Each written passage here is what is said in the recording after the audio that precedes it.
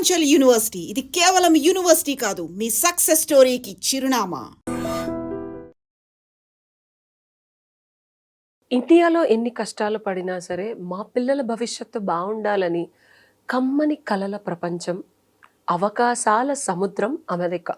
So ఎంత కష్టపడినా సరే అబ్రాడ్ పంపించి ఒక మంచి కాలేజ్లో కనుక మా పిల్లలు అడ్మిషన్ అయిపోతే ఇక ఫ్యూచర్ సెట్ అయిపోయింది అనుకునే చాలామంది తల్లిదండ్రులకి గగ్గురుపాటు పొడిచే కొత్త పాలసీసు అండ్ ఇమిగ్రేషన్ లాసు ఇప్పటికే చాలా ఇబ్బందికరమైన పరిస్థితుల్లో మీ పిల్లల్ని తోసుంటే కనుక ఈ వీడియో మీకోసమే. So I want to talk. మీ పిల్లలు కనుక ఆల్రెడీ యూఎస్లో ఉండి ఎఫ్ఎన్లో అయిపోయి H1కి వెళ్ళాలా వద్దా, వెళ్ళినా సరే రాని పరిస్థితుల్లో ఉంటే కనుక స్కిప్ చేయకుండా ఈ వీడియో చూడండి. ఎందుకంటే నేను మాట్లాడబోయేది 35 years ప్లస్ ఎక్స్పీరియన్స్ ఉన్న international immigration lawyer, and that to ఆయన ఆనవాళ్ళు, ఆయన రూట్స్ మన తెలుగుతనం నుంచే వెళ్ళాయి. కాబట్టి తల్లిదండ్రుల బాధ్యత అది కనుక నెరవేర్చకపోతే వచ్చే బాధ రెండు తెలిసిన ఒక పెద్ద మనిషితో మాట్లాడబోతున్నాను. లెట్స్ వెల్కమ్ కావేటి గారు. సార్ నమస్తే. Sir, you have seen the world.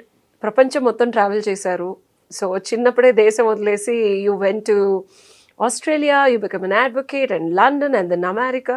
So you know the pain of foreign కంట్రీలో పిల్లలు ఉన్నప్పుడు, సెటిల్ అవ్వనప్పుడు, అండ్ కొత్త కొత్త లాస్ వల్ల వాళ్ళకి ఫ్యూచర్ ఏంటో తెలియనప్పుడు పేరెంట్స్ పడే బాధ మీకు తెలుసు. సో ఈ రోజు నేను అడగబోయే ప్రశ్నలన్నీ from the context of parents only sir. ఎందుకంటే పిల్లలు చాట్ జీపీటీలు వాడి, గూగుల్ సెర్చ్లు వాడి ఏదేదో వెతుకుతూ ఉంటారు. పాపం అస్తవ్యస్తంగా న్యూస్ పేపర్లు చదివి గూగుల్లో ఏదో తెలిసిన వాళ్ళు చెప్తే వినే తల్లిదండ్రుల ప్రశ్నలు, ఆవేదన ఈరోజు మన ఎపిసోడ్. సో ఆల్రెడీ పిల్లల్ని 20 లక్షలు 30 లక్షలు అప్పో సొప్పో చేసో లోన్లు తీసుకొని ఫారెన్ పంపించుంటారు. వాళ్ళు ఏదో కష్టపడో కింద పడో ఆడ్ జాబులు చేసో ఎంతో కొంత ట్యూషన్ ఫీజు కట్టి ఓపీటీలు అండ్ సిపిటీలు కూడా చేసిన వాళ్ళు ఉన్నారు. చాలామందికి ఈ వ్యత్యాసం తెలియదు పేరెంట్స్కి. కరికులం ప్రాక్టికల్ ట్రైనింగ్ కాలేజ్లో ఉన్నప్పుడే ఏదో పాపం కాలేజీలో ఉద్యోగాలు చేసి ఉంటారు. అయిపోయిన తర్వాత ఓపీటీలో ఉండి అమ్మ వాళ్ళకి వచ్చేస్తుందమ్మా, ఇంకేముంది జాబు, ఇంకేముంది వచ్చేస్తుందని చెప్పడం తప్పించి క్లారిటీ లేకుండా, వస్తుందో రాదో తెలియకుండా వాళ్ళు పడే కష్టాలు వీళ్ళు భారం మోస్తూ ఆ కన్నీళ్ళు వాళ్ళకి చూపించకుండా వీళ్ళు బాధపడుతూ, ఎక్కడ ఏం చెప్తే ఏమవుతారని వాళ్ళు బాధపడుతూ ఉన్న వాళ్ళకి pathway is what I want. F1 అయిన తర్వాత status of staying back in America, ఒకవేళ H1 కాకపోతే OB1లు ఇలా చాలా ఉన్నాయి. అంటే రీసెర్చ్ ఓరియంటెడ్గా నిజంగా పిల్లలు బాగా చదువుకుంటే కనుక పేపర్స్ చేసి మీలాంటి ఇమిగ్రేషన్ లాయర్స్ దగ్గరికి వస్తే పాసిబిలిటీస్ ఉన్నాయి. ఏమేం పాసిబిలిటీస్ ఉన్నాయి? H1 రిజెక్ట్ అయితే మళ్ళీ వచ్చేయాలా, లేకపోతే అక్కడే ఉంటే ఇంకేం చేయొచ్చు? బ్రిలియంట్ క్వశ్చన్ అడిగారు. చాలామంది స్టూడెంట్స్ అమెరికాకు వచ్చిన తర్వాత మీరు అన్నట్టుగానే సిపిటీలు ఓపీటీలు చేసిన తర్వాత కన్సల్టింగ్ కంపెనీస్ను పట్టుకొని H1 చేయించుకోవడానికి ప్రయత్నాలు చేస్తుంటారు. మెనీ టైమ్స్ H1 పికప్ కానప్పుడు, లేకపోతే H1 ఫైల్ చేసినా కూడా చాలామంది ఎంప్లాయర్స్ ఏం చేస్తున్నారంటే H1 అప్రూవ్ కాకముందే విత్డ్రా చేసుకుంటున్నారు. కొంతమంది ఏం చేస్తున్నారు, ఎంప్లాయర్స్ H1 అప్రూవ్ అయిన తర్వాత కూడా ఆ స్టూడెంట్స్కు చెప్పట్లేదు మీ H1 అప్రూవ్ అయిందని. ఎందుకంటే H1 అప్రూవ్ అయిన తర్వాత 30 డేస్లో వాళ్ళకు ఉద్యోగం ఇచ్చి పేరోల్లో పెట్టాలి. మరి డిఫరెంట్ ప్రాబ్లమ్స్ ఉన్నాయి స్టూడెంట్స్కి. మరి వాళ్ళకున్న రెమెడీస్ ఏమిటి? ద ఫస్ట్ క్వశ్చన్, ఒకవేళ H1 పికప్ కాని వెడల, లాటరీలో కానీ H1లో అప్రూవ్ కాని వెడల యూఆర్ ఆన్ స్టూడెంట్ వీసా. చాలామందికి ఈ విషయం తెలియదు ఏంటంటే అందరూ కూడా H1 చేసుకోవాలనుకుంటారు. అవును, H1 కాకుండా J1 కూడా చేసుకోవచ్చు. రీసెర్చ్ అన్ని చేసి it's a training. You can join some IT consulting company and you are getting a training and working. That is called J1 visa. Oh. Many people don't even know this. I too don't know. Nobody knows. So we have done some J1 visas in the past. Ante enti employer qualify avvali. The beauty of J1 enti ante idi chaala mandi immigration lawyer le gaani chaala mandi ChatGPT lo Google lo search chesina kuda raani answer enti ante, for example if you completed your masters, you're a fresh graduate. మరి మీరు fresh graduate అయినప్పుడు మీకు ఉద్యోగం రాదు. ఎందుకంటే ప్రతి ఒక్క job, employment మీకు కనీసం 3 years అన్నా 5 years అన్నా ఎక్స్పీరియన్స్ ఉండాలి అని అడుగుతారు. ఆ ఎక్స్పీరియన్స్ లేనప్పుడు మీకు ఉద్యోగం రాదు. చాలామందికి నచ్చదు నేను చెప్పేది. ఎందుకంటే ఎస్పెషల్లీ ఐటీ కంపెనీ వాళ్ళకు ఉన్న స్టూడెంట్స్కి నచ్చదు. చాలామంది ఐటీ కంపెనీ వాళ్ళు ఉన్న స్టూడెంట్స్ ఏం చేస్తారంటే దే కుకప్ ది ఎక్స్పీరియన్స్. అంటే ఫేక్ ఎక్స్పీరియన్స్ పెట్టి సంపాదిస్తారు ఉద్యోగాలు. ఇప్పుడు ఈ మధ్యకాలంలో వాళ్ళు ఏం చేస్తున్నారు, బ్యాక్గ్రౌండ్ చెక్ అన్నిట్లలో దొరికిపోతున్నారు. If you're doing that it's an offence.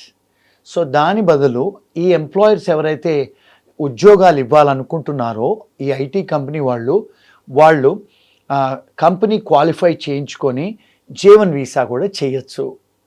Okay. And J1 వీసాలో ప్రివేలింగ్ వేజ్ రిక్వైర్మెంట్స్ లేవు. అంటే మీరు 70,000 80,000 ఇచ్చి ఉద్యోగాలు ఇవ్వాల్సిన అవసరం లేదు. Okay. So prevailing wage attract అవ్వదు. అంటే మీకు స్లాబ్ ఉంటది, ఇంత కంపల్సరీ ఇవ్వాలి అనేది లేదు. ఓకే. డిపార్ట్మెంట్ ఆఫ్ లేబర్ దగ్గర పర్మిషన్ అవసరం లేదు. J1 మీరు ఆఫర్ ఇచ్చేసి J1 DS ఫామ్ నింపేసి J1 కూడా ఫైల్ చేసుకోవచ్చు. మీరు ఏ కంపెనీలు అలా చేయొచ్చు? ఎవరైనా కంపెనీలు కొన్ని ఇయర్స్ ఎక్స్పీరియన్స్ ఉండి వాళ్ళకు $500 to $1 million రెవెన్యూస్ ఉండి వాళ్ళకు ఒక బిజినెస్ ప్రిమైసెస్ ఉండి వాళ్ళు ఒక ట్రైనింగ్ ప్లాన్ రెడీ చేసుకొని కొన్ని కంపెనీస్ ఉంటాయి, వాళ్ళని వచ్చి ఆడిట్ చేసి వాళ్ళను ఎలిజిబిలిటీను క్వాలిఫై చేస్తారు. ఇలాంటి వీసాలు అప్రూవ్ చేయడానికి అప్లై చేయడానికి. Yes, then you can apply for J1. ఆ J1 1 year to 3 years ఇస్తారు. ఆ J1 కూడా మీరు ఇండియాకి వచ్చి స్టాంపింగ్ కూడా వేయించుకోవచ్చు. Okay. That is the brilliant remedy for all these guys. అందులో లాటరీ సిస్టంలో రారు. ఓ, అప్లై చేసిన వాళ్ళకి మాక్సిమం వస్తుంది, టెన్షన్ ఉండదు ముందు. సో అంటే మినిమం వేజ్ తో కూడా మీకు ఉద్యోగం ఇచ్చారనుకోండి, సో వాళ్ళు ఒక ట్రైనింగ్ ప్రోగ్రామ్ డిజైన్ చేయాలి కంపెనీ వాళ్ళు. సో ట్రైనింగ్ ఇస్తూ వీళ్ళకి ఉద్యోగం ఇచ్చినట్ట. అదే కంపెనీలో ఇవ్వాలా లేకపోతే వేరే కంపెనీలో కూడా బయట కూడా చేసుకోవచ్చు వాళ్ళు, అంటే ఆ ఎంప్లాయర్ త్రూనే అదే వేరే సాఫ్ట్వేర్ జాబ్ లో H1 పెట్టినట్టు కూడా వీళ్ళు పెట్టచ్చు. సో H1 అప్లై చేసే వాళ్ళు J1 అప్లై చేయొచ్చా ఆ కంపెనీ? కానీ ఇది ఎందుకని ఎవరు చెప్పరు బయటికి? H1 కన్సల్టెంట్ ఎవరు లక్షలు తీసుకొని తెలీదు వాళ్ళకు కూడా తెలీదు. J1 చేయించుకోవచ్చు. చాలా మంది ఇప్పుడు ఏమవుతుందంటే అమెరికాకు చాలా జాబ్ క్రైటీరియాస్ కోసం వస్తారు. ఫర్ ఎగ్జాంపుల్ ఇప్పుడు మీరు చూడండి, MBBS చదివిన వాళ్ళు అమెరికాకు హెల్త్ మేనేజ్మెంట్ సైన్స్ చదవడానికి వస్తారు. మరి వచ్చినప్పుడు వాళ్ళకు హాస్పిటల్లో H1 ఇవ్వకపోతే మరి J1 కూడా ఇస్తున్నారు కదా డాక్టర్స్కి. అవును, వాళ్ళకి ప్రాక్టికల్ ఎక్స్పీరియన్స్ కోసం రియల్ టైమ్. నేను ఒక తెలుగు వాళ్ళ దగ్గర చూశాను. So that got extended. J1 ఇస్తారు. డెఫినెట్ గా ప్రాక్టికల్ ఎక్స్పీరియన్స్ అండ్ ట్రైనింగ్ వీళ్ళ దాంట్లో క్లినిక్ లో ఇచ్చి still they can go and work in the hospitals because I've spoken with one of the person like that. Correct. So అది J1 visa. ఆ J1 visa చాలా. ఇప్పుడు for example somebody has done ఇక్కడ dentistry చదివి డెంటిస్ట్లు అయ్యేసి అమెరికాకు వచ్చి మళ్ళీ dentist అవ్వాలనుకుంటారు. మరి డెంటిస్ట్ అవ్వాలనుకుంటే అక్కడికి వచ్చిన తర్వాత మీరు ఏదో ప్రోగ్రామ్ కోసం వస్తారు. వచ్చిన తర్వాత you want to work in some dental institution లేకపోతే నాన్ ప్రాఫిట్ ఆర్గనైజేషన్స్లో కొన్నిట్లలో మీకు ఉద్యోగాలు ఉంటాయి. మరి వాళ్ళు H1 చేయడానికి అర్హులు ఉండరు, J1 కూడా చేసుకోవచ్చు. కొంతమంది H1 అర్హులు ఉంటారు, కొంతమంది J1 అర్హులు ఉంటారు. సో H1 చేసే వాళ్ళు J1 కూడా చేయొచ్చు. So this is the remedy for lot of these people those are looking for a lottery. ఇప్పుడు లాటరీ సిస్టంలో ఇప్పుడు కొత్త ప్రజెంట్ అడ్మినిస్ట్రేషన్ ఏమన్నారు, ఫస్ట్ లాటరీ $250,000 శాలరీ ఇచ్చే వాళ్ళకే తీస్తామన్నారు. సెకండ్ వచ్చి 180, థర్డ్ వచ్చి 120, దాని తర్వాత లాస్ట్ వచ్చి 4th లెవెల్. మరి వీళ్ళందరిలో పికప్ అవ్వకపోతే ఏంటి మన పరిస్థితి? అదే ఎంప్లాయర్స్ J1 కూడా క్వాలిఫై చేసుకొని, ఎంప్లాయర్ క్వాలిఫై అవ్వాలి, దాంతో ఎంప్లాయీ క్వాలిఫై చేయించుకొని J1 కూడా చేయించుకోవచ్చు. సో మీకు తెలిసిన వాళ్ళు ఎవరైనా ఉన్నారా లేకపోతే మీరు ఏమైనా చేస్తారా ఇట్లాంటివి? మేము క్లయింట్స్కు అడ్వైస్ చేసాము, మా ఫర్మ్ నుంచి చేయించాము కూడా. J1 అప్రూవల్స్ కూడా వచ్చాయి. J1 నుంచి మళ్ళీ H1 కూడా చేసుకోవచ్చు తర్వాత. There is no restriction. So J1 లో ఎలిజిబిలిటీ ఉన్నప్పుడు H1 అప్లై కూడా మనం ట్రై చేసుకోవచ్చు. బట్ స్లాబ్ లో చూసుకోవాలి, ఎంత స్లాబ్ అనేది చూసుకోవాలి. And employer can still file and try. Pick అయినా అవ్వకపోయినా 1, 2, 3 లో. So that's a legal stay back. Absolutely legal. And Srirama రక్ష. Absolutely yes. ఇంకోటి ఏంటంటే చాలాసార్లు చాలా మందికి తెలియదు ఇవన్నీ. ఎందుకంటే F1 నుంచి H1 రాకపోతే మళ్ళీ F1 చేసుకుంటారు, మళ్ళీ ఇంకో మాస్టర్స్ చేస్తారు, డబుల్ మాస్టర్స్ చేస్తారు, మళ్ళీ ఇంకో మాస్టర్స్ చేసి మళ్ళీ PhDలు చేస్తారు. ఇప్పుడు ప్రజెంట్ అడ్మినిస్ట్రేషన్ పాలసీస్ ఏంటంటే అది కూడా మార్చేస్తున్నారు. ఏమంటున్నారంటే మీరు సెకండ్ మాస్టర్స్, థర్డ్ మాస్టర్స్ చేయడానికి లేదు, మీ ఆబ్జెక్టివ్ ఏంటి, ఎందుకున్నారు ఇక్కడ, ఎడ్యుకేషన్ ఆబ్జెక్టివ్ ఏంటి, ఇంటెన్షన్ ఏంటి, ఎందుకు వచ్చారు, ఎందుకు కంప్లీట్ అయిన తర్వాత ఎందుకు ఉండాలనుకుంటున్నారు, ఆ మార్పులు చేర్పులు కూడా చేస్తున్నారు. ఇప్పుడు ఆ మార్పులు చేర్పులు చేస్తే మన వాళ్ళు అక్కడికి వచ్చిన వాళ్ళు ఒక F1 నుంచి ఒక మాస్టర్స్ చేసి మళ్ళీ ఇంకొక మాస్టర్స్ చేయడానికి వీలవ్వదు. పిహెచ్డీలు చేస్తే వీలవుతుందేమో, but PhDs are very Expensive and expensive. time taking. Time 4 taking, years, 5 4 years. years. When I was in Utah back in 2008, ఏదో ఫియాన్సీల్ని స్టూడెంట్ వీసాల మీద తీసుకొచ్చేసారు, ఏదో రకంగా తెచ్చేశారు, and they got pregnant and they enrolled in to PhDs. Masters నుంచి పిహెచ్డీస్కి పర్లేదు extended. So ఈ పిల్లలు పుట్టారు. Now they were like 18 and 17 when I was looking back. It took them 6 years to finish their PhDs and the kids were grown up and still living in the student facilities, and it was very tough because PhD is so extensive in America. They have to put their ఏదో మన add జాబులు చేసి డబ్బులు సంపాదిస్తామని కుదరదు. It's too tough to North Indians, mostly Telugu వాళ్ళు అంత కష్టపడరు. So but they have finally successfully finished and couple of people dropped out and went back to India also. And when I asked them, it's not easy, మేము అనుకున్నంత easy కాదు, research work is too much and papers అన్ని మనం original గా submit చేయాలి. You can't just bluff like India, పక్కన వాళ్ళకి assignment. No plagiarism. So You can't copy. The positive aspect of doing a PhD for a student, F1 తర్వాత అంత కనిపించే అంత కమ్మగా అయితే లేదు. ఆ pathway is very tough. It's very expensive also. So చాలామంది తెలియదు ఇది J1 రౌట్. అంటే చూసే మీ ఆడియన్స్కి చెప్పేది ఏంటంటే, get in touch with some lawyers and get your, అంటే కన్సల్టెన్సీ కంపెనీస్ క్వాలిఫై అవ్వాలి. వాళ్ళు వచ్చి ఆడిట్ చేస్తారు, మీ ఆఫీస్కి వస్తారు, చూస్తారు. మిమ్మల్ని క్వాలిఫై చేసిన తర్వాతనే మీరు ఆ J1 ఫైల్ చేయడానికి, ఆఫర్ చేయడానికి ఆ ట్రైనింగ్ ప్లాన్ అంతా రెడీ చేసుకున్న తర్వాత ఫైల్ చేసుకోవచ్చు. So that's a biggest remedy available for F1 students, those who want to stay in the country.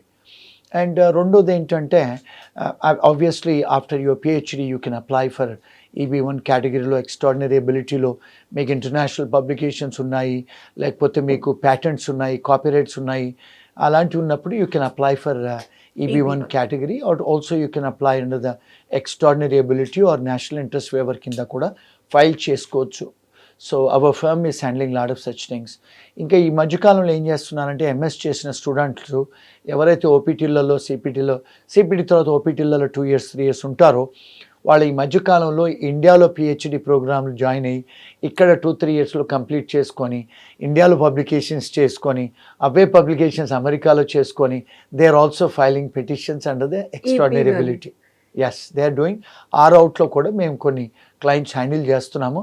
Lot of people are showing interest in joining in PhD in India also.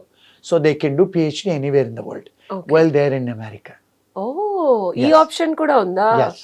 So అక్కడుండి డిస్టెన్స్లో ఇక్కడ చేసుకొని papers publish చేసి అవి అక్కడ చూపించుకొని eligibility criteria for EB1 సంపాదించుకొని అందులో కూడా పెట్టచ్చు option as a pathway. EB2 ఏంటి సార్? EB2 అంటే somebody was a bachelors degree or masters degree. Bachelors degree ఉండి 5 years ఎక్స్పీరియన్స్ ఉంటే, మాస్టర్స్ డిగ్రీ ఉండి 2 years ఎక్స్పీరియన్స్ ఉంటే, you come under the EB2 category. It's a classification that you have a post graduate degree ఉందని, higher degrees అని. దానికి వాళ్ళు 2 years experience ఉంటే you are eligible to apply under EB2 category. దానివల్ల ఎన్ని రోజులు మనకి వీసా వస్తుంది? అది ఇప్పుడు 15 to 18 years waiting period to get a green card for Indians. Unfortunately Chinese, Indians, Filipinos, Mexicans, long waiting period. So that's not a possibility.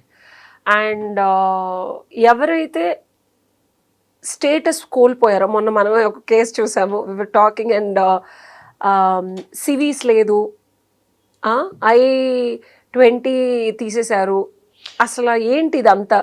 This is a jargon for students. SEVIS అనేది ఏంటంటే ఇంతకుముందు లేదు స్టూడెంట్స్కి.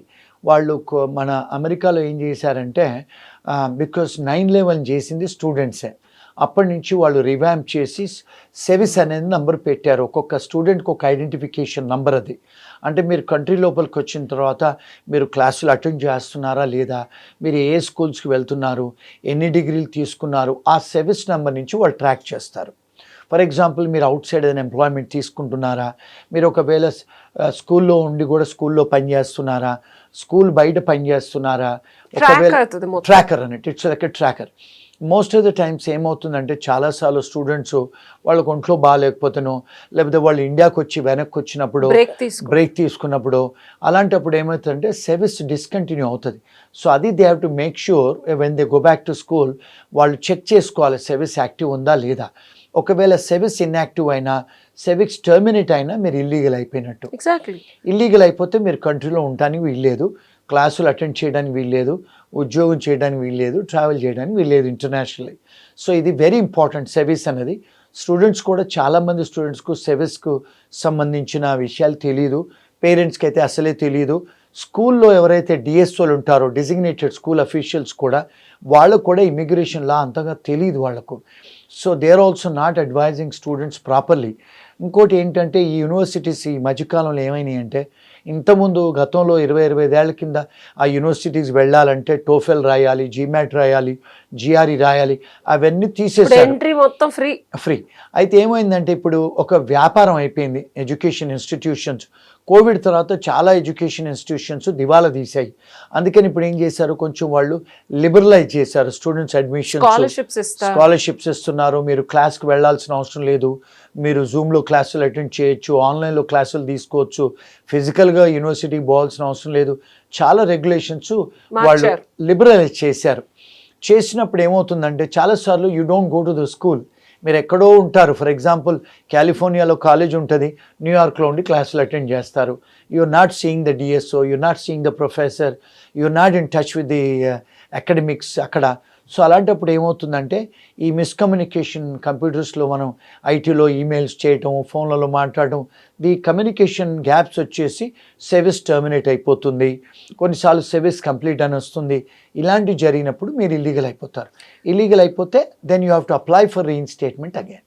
So students తస్మాత్ జాగ్రత్త. ఎందుకంటే నేనే ఒక క్లాసిక్ కేసు చూసాను. ఆల్మోస్ట్ సార్ 1.5 hours మాట్లాడారు. మన తెలుగు స్టూడెంటే యుఎస్లో ఉన్నాడు, సర్వీస్ స్టేట్మెంట్ అయిపోయింది తెలియదు సార్ అని అలా అంటే కుదరదు అక్కడ. సో తెలుసుకోవాలి, ఇది మన బాధ్యత. ఎందుకంటే మీరు అది కనుక క్రాస్ చెక్ చేసుకోపోతే తల్లిదండ్రులు మీరు కూడా అడగండి ఈ ప్రశ్న మీ పిల్లల్ని. ఇది యూనివర్సిటీలు మారి లేకపోతే కాలేజీలు మారినప్పుడు అనుకోకుండా తెలుసో తెలియకో సార్ చెప్పినట్టు దీనికి ఒక ప్రాపర్ స్క్రూటినీ ప్రాసెస్ కాలేజీలు కూడా ఇచ్చిన వెసులుబాటుల వల్ల యాక్టివ్గా ఉందో లేదో చూసుకోకపోవడం వల్ల మన తెలుగు పిల్లాడు ఆల్మోస్ట్ ఒక 1.5 years నుంచి లీగల్ స్టేటస్ లేకుండా స్టక్ అయ్యాడు. అది అతనికి కూడా తెలీదు. సో ఇది చాలా చాలా ఇన్ఫర్మేటివ్ వీడియో. ఎందుకంటే సెవీస్ యాక్టివ్గా ఉంటేనే మీ పిల్లలు లీగల్గా అమెరికాలో ఉన్నట్టు. అది కనుక లేకపోతే లీగల్ రెమెడీ ఏంటనేది సార్ని అడిగి తెలుసుకుందాం. సార్ ఎగ్జాంపుల్, మన పిల్లలకి తెలుసో తెలియకో యూనివర్సిటీలు మొన్న మన బాబు విన్నట్టు ఒక యూనివర్సిటీ నుంచి ఇండియా వచ్చి మళ్ళీ స్కూల్ అటెండ్ అవ్వకుండా వేరే యూనివర్సిటీకి వెళ్ళి అక్కడ కొన్ని రోజులు మళ్ళీ క్లాసులు అటెండ్ అవ్వక వాళ్ళు తీసేసి సెవీస్ మళ్ళీ డబ్బులు కట్టించుకొని వాళ్ళు ఏమనుకుంటారు, డబ్బులు కట్టించుకున్నారు కదా, యూనివర్సిటీకి వెళ్తున్నాం కదా, క్లాసులకు వెళ్తున్నాం కదా, సెవీస్ అని పట్టించుకోవాలి. ఒకవేళ తెలిసింది అనుకోండి, మనం ఈ వీడియో చూసి పిల్లలు వెళ్ళి క్రాస్ చెక్ చేసుకున్నారు, సెవీస్ యాక్టివ్గా లేదు అని తెలిస్తే రెమెడీస్ ఏముంటాయి? సర్వీస్ యాక్టివ్గా లేనప్పుడు రెమెడీ ఏంటంటే కాలేజ్ వాళ్ళకి వెళ్ళి మనం రీఇన్స్టేట్మెంట్ I-20 తెప్పించుకొని మళ్ళీ అప్లికేషన్ పెట్టుకోవాలి ఇమిగ్రేషన్కి. నెంబర్ 1. నెంబర్ 2, ఈ కాలేజ్ వాళ్ళు నార్మల్గా ఏమిస్తున్నారు అడ్వైజులు అంటే రాంగ్ అడ్వైజులు ఇస్తున్నారు. మీరు కంట్రీ దాటి వెళ్ళండి అని. కంట్రీ దాటి వెళ్ళిపోతే మీరు never you will come back in to the country. మీరు లీగల్ స్టే లేనప్పుడు, ఇల్లీగల్గా సర్వీస్ టర్మినేట్ అయ్యి కంట్రీలో ఉన్నప్పుడు, when you cross the country, when you're trying to re-enter in to the country, వాళ్ళు మిమ్మల్ని రానివ్వరు. ఎందుకంటే కంట్రీ దాటి వెళ్ళమని నిజంగా అబ్బాయి కూడా అదే suggestion was given to the guy from a university. I don't understand. Active legal acceptance in America లేనప్పుడు కంట్రీ దాటి వెళ్తే ఎలా వస్తుంది? అదే ఇది వీళ్ళు ఈ డిఎస్ఎల్ కూడా చాలా మందికి ఇమిగ్రేషన్ లా తెలియదు. వాళ్ళు మీరు కంట్రీ దాటి వెళ్ళండి, మెక్సికోకి వెళ్ళాడంట, వచ్చినప్పుడు వాళ్ళు అరెస్ట్ చేస్తారు, మిమ్మల్ని డిపోర్ట్ చేస్తారు. అలాంటి గెట్ రిడ్ ఆఫ్ కాదు. ఎందుకంటే వాళ్ళు ఇప్పుడు ఏమైందంటే కోవిడ్ తర్వాత లేకపోతే 9/11 తర్వాత వాళ్ళు ఏం చేశారంటే ఇమిగ్రేషన్ వాళ్ళు ఇమిగ్రేషన్ ఆఫీసర్స్ను డిప్లాయ్ చేస్తున్నారు. ప్రతి ఒక్క ఇమిగ్రేషన్ ఆఫీసరు ప్రతి ఒక్క యూనివర్సిటీకి వచ్చి ఎవ్రీ 2 monthsకు 3 monthsకు అన్ని ఫైల్స్ చెక్ చేస్తారు. వాళ్ళు ఆడిట్ చేసినప్పుడు ఎప్పుడైతే స్కూల్స్ ఇర్రెగ్యులారిటీస్ చేస్తుందో అలాంటి వాళ్ళకి కనపడ్డప్పుడు వాళ్ళు ఏం చేస్తున్నారు, ఆ ఫెసిలిటీ F1 ఇచ్చే ఫెసిలిటీ తీసేస్తున్నారు ఇమిగ్రేషన్ వాళ్ళు. ఆ తీసేస్తే మీకు వ్యాపారం పోద్ది. అందుకని to get rid of this illegal students in the school they are saying just terminate అయిపోయిన తర్వాత మీరు వెళ్ళిపోండి కంట్రీ వదిలేసి మళ్ళీ రండి మేము ఇంకో I-20 ఇస్తామంటున్నారు. అంటే ఏంటి, just to get rid of the students who are illegal in the country. But అది వీళ్ళకి తెలియట్లేదు కదా, తెలియదు స్టూడెంట్స్. మళ్ళీ డబ్బులు కడుతున్నారు కదా. మళ్ళీ మేము ఫోన్లు చేస్తే మేము మా ఫర్మ్కి అడ్వైజ్ చేస్తాం, మీరు బయట దేశాలకు వెళ్ళకండి, మీరు అదే చెప్పారు అబ్బాయికి. అండ్ మీరు చెప్పారు కదా లీగల్ గా 180 days లోపల అయితే you can apply for reinstatement. Okay. 180 days కంటే ఎక్కువ ఉంటే you can never come back to United States. There is a bar. అంటే మీరు ఇమిగ్రేషన్ వయలేటర్ కింద పరిగణిస్తారు. మీకు మళ్ళా వెనక్కి వచ్చి ఉండడానికి H1 చేసుకోవడానికి దేనికి కూడా వాళ్ళు చాలా స్ట్రిక్ట్ గా ఉన్నారు. Absolutely, you cannot get anything. So you have to be very careful. Don't speak to some roommates or don't speak to the DSO guys, and don't try and get some information on ChatGPT or Google, and you'll be detained and arrested. It's very serious, and please don't take this as a legal advice. And నేను మిమ్మల్ని భయపెట్టేది అని చెప్పట్లేదు. Case to case is different. Get in touch with some qualified immigration attorneys so that you can get your advice. So తల్లిదండ్రులు చూశారు కదా, మీ పిల్లలు వాళ్ళ బాగోగులు, వాళ్ళ entry and exit in America మొత్తం సివిస్ మీద ఆధారపడి ఉంటుంది. ఇది లీగల్గా మీ పిల్లలు అక్కడ ఉండి చదువుకోవడానికి కానీ పనిచేయడానికి కానీ ప్రప్రథమంగా ఫ్యూచర్ని అక్కడ డిజైన్ చేసుకోవడానికి ఇది చాలా చాలా చాలా ఇంపార్టెంట్.